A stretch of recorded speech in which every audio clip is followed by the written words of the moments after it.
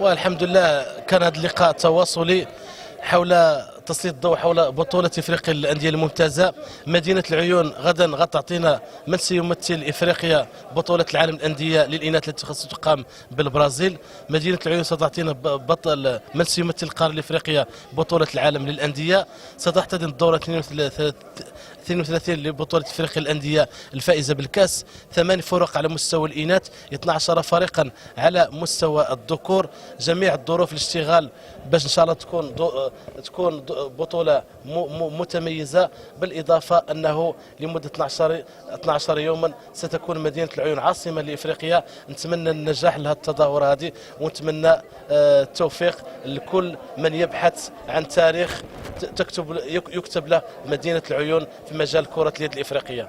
شكرا جزيلا لك سي رئيس.